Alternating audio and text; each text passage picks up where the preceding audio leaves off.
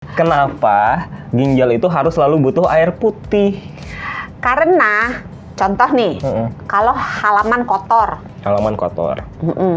terus mau ngepel, ngepel mah nggak di halaman, di rumah gitu ya. Mau ngepel, butuhnya apa? Pel. Dan? Kain pel dan ember. Dan pewangi. Dan air. Iya, jadi untuk melarutkan berbagai limbah-limbah itu, sampah-sampah itu, kita butuh air. Ginjal itu fungsinya seperti departemen kebersihan. Kebersihan. Iya, dia yang menyaring limbah-limbah. Jadi kalau kita makan, kita beraktivitas, hasil metabolisme, kan ada sampahnya, ya kan? Kalau kita masak kan ada bekas-bekas kulit bawang, segala macam. Nah, ginjal berfungsi untuk membuang limbah-limbahnya itu. Pasukan oranye tuh. Ya, ginjal, ya kan?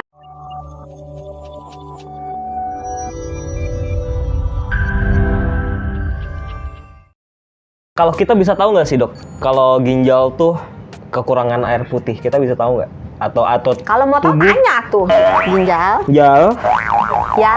Nggak jauh. Ada ginjal. Ya. Kurang nggak minum air putih?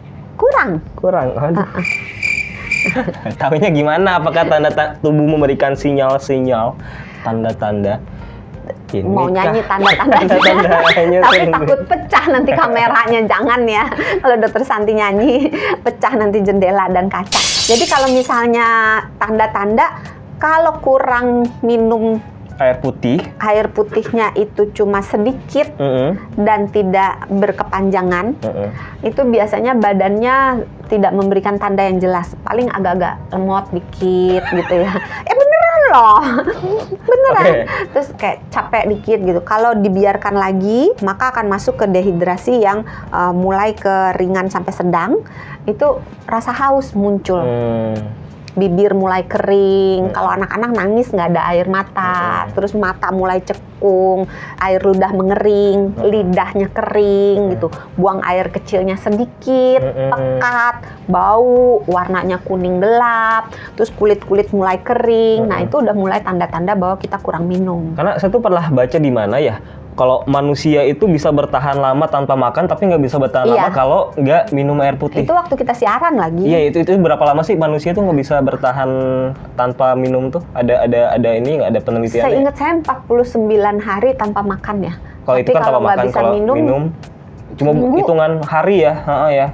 Jadi air putih itu memang sepenting itu karena itu adalah bahan dasar banget ya buat manusia. Karena kita nggak bisa bikin air putih dan kita nggak punya cadangan banyak untuk kebutuhan air. Sementara untuk kebutuhan makanan kan kita masih bisa ngebakar glikogen, masih bisa ngebakar lemak. Kalau masih habis kita masih bisa ngebakar protein di dalam otot kita. Tapi ada mitos sih, Dok, nih yang bilang kalau minum air putih di malam hari katanya bisa bikin ginjal jadi rusak juga. Bener nggak?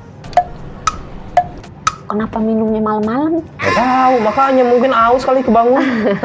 Sebenarnya enggak sih. Enggak ya? Minum air putih kapan aja itu boleh, tetapi pada umumnya kan orang tidur malam ya. Jadi kalau minumnya malam, orang itu habis minum kira-kira sejam sampai 2 jam kemudian dia akan pipis. Nah, kalau sebelum tidur dia minum, maka 1-2 jam setelah dia tidur dia akan kebangun pengen pipis. Akibatnya kebangun melulu. Orang yang tidurnya kebangun nggak nyenyak kan, maka kualitas tidurnya akan terganggu. Belum lagi kalau misalnya udah bangun, nggak semua orang bisa langsung plek tidur lagi. Ada yang kalau udah kebangun bolak-balik, entar udah setengah jam, sejam baru bisa tidur lagi. Itu kan akan mengganggu durasi tidurnya. Ganggu ginjal juga tuh ya harinya ya? Atau enggak? Secara langsung tidak sih. Secara langsung tidak. Tapi secara tidak langsung karena kualitas dan kuantitas tidur yang buruk, maka akan menyebabkan gangguan kesehatan secara keseluruhan yang ujung-ujungnya nanti akan berdampak juga ke ginjal. Selain kurang minum air putih nih, Dok, kebiasaan buruk apa lagi yang bisa merusak ginjal kita? Makan makanan yang nggak sehat, karena ginjal kita itu paling banyak penyakit yang ada di Indonesia tuh yang menyerang ginjal itu karena batu, berarti kalau batu itu kebanyakan bisa dari pola makan yang salah, pola minum yang salah, misalnya terlalu banyak makan makanan yang ada asam urat, terlalu banyak minum suplemen yang tidak dibutuhkan, suplemen baik kalsium maupun vitamin C yang tidak dibutuhkan, plus tidak punya mekanisme untuk membuangnya, karena contoh vitamin C. Kalau kita minum vitamin C dosis tinggi, padahal badan kita tidak perlu, maka vitamin C itu akan dibuang melalui urin. Nah, kalau kita minumnya kurang, itu potensi dalam tanda kutip terbentuk batu, maka akan jadi tinggi gitu. Termasuk tadi asam urat, kalsium, suplemen. Kalau asam urat berarti makanan yang menyebabkan asam urat harus dibatasi. Terus makanan-makanan yang nggak sehat, makanan yang tinggi gula, tinggi garam, tinggi lemak jahat. Kenapa? Karena itu akan menuntun kita menuju ke penyakit yang namanya diabetes dan hipertensi. Sementara diabetes dan hipertensi itu dua penyakit yang paling sering merusak ginjal. Hipertensi sama diabetes? Diabetes itu udahlah, pokoknya udah biang keroknya yang untuk mengganggu si ginjal itu. Nah, kalau kita terhindar dari dua penyakit ini, kita bisa melindungi ginjal kita. Berat badan juga sama. So, tips dari dokter untuk menjaga ginjal kita tetap sehat adalah menghindari dua penyakit tadi ya, yang paling utama ya? Menjalankan gaya hidup sehat dengan makan makanan yang sehat. Cukup minum. Minum itu nggak bisa dikumpulin jadi satu. Misalnya, saya punya beberapa pasien yang karena pekerjaannya itu outdoor, jadi dia begitu bangun pagi langsung minum 1,5 liter air supaya memenuhi kebutuhan. Kan butuh air katanya 1,5 liter misalnya, kan dia langsung minum 1,5 liter. Habis itu sebelum kerja dia langsung pipis gitu. Terus sepanjang hari dia nggak minum lagi. Ini gitu. kisah nyata. Kalau pasien saya nonton, boleh komen di bawah. Begitu, ada 2-3 orang yang itu begitu. Perutnya kembung kali kalau minum. Mungkin karena udah biasa kali ya. Habis itu dia nggak minum lagi karena kerjaannya tuh ribet lah ya pokoknya. Di lapangan yang belum tentu ada toilet. Jadi dia nggak mau minum supaya dia tidak pipis. Jadi nggak harus, aduh toilet di mana ya gitu. Menghindari itu, dia nggak minum lagi. Nanti minum lagi setelah dia sore nyampe di kantor.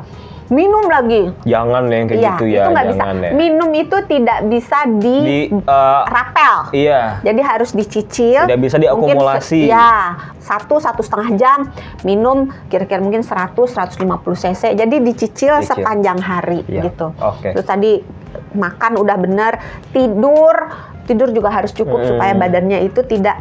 Kalau kita kurang tidur, itu penyakitnya kemana-mana. Salah satu yang paling sederhana, kegemukan. Kegemukan pangkal diabetes sama hipertensi.